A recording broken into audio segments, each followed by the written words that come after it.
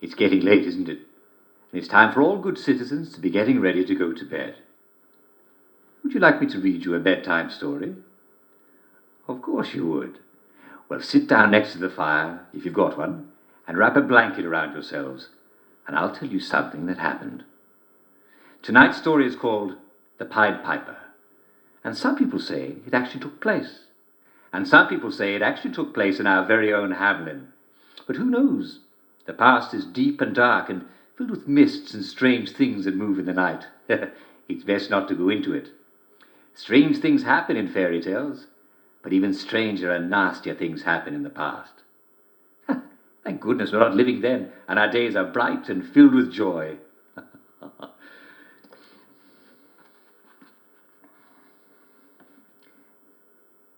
Once upon a time, there was a town called Hamlyn. It wasn't the name of the town. That's just what it was called. It was a happy town, full of rich merchants and hard-working smiths and beautiful girls and jovial lads. But awful things can happen to good people.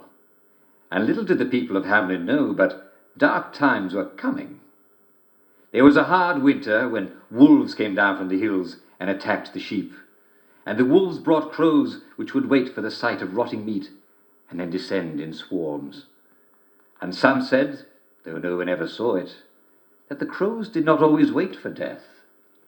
And some said it was not only wolves who were murdering animals out in the fields.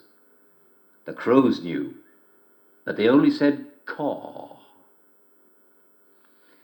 But if the winter was hard, the summer was harder still. For the summer brought rats.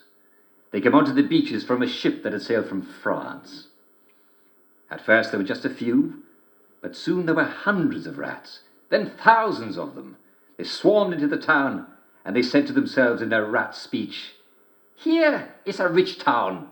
Let us eat everything we can." So they ate the grain, they chewed their way into cupboards to eat the cheese, they even ate chickens when they could corner them. Nothing was safe. The villagers, well, they were at their wits' end. If you can kill one rat, you can set traps for 12 rats.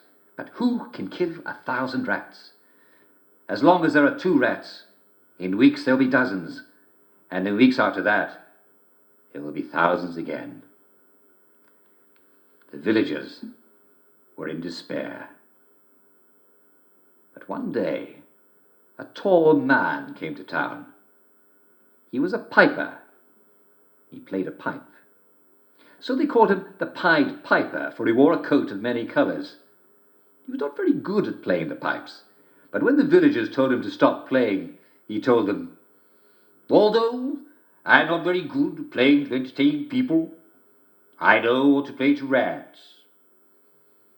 Well, who would play music for rats, you ask? Well, the piper never explained, but he offered the town to pipe their rats away.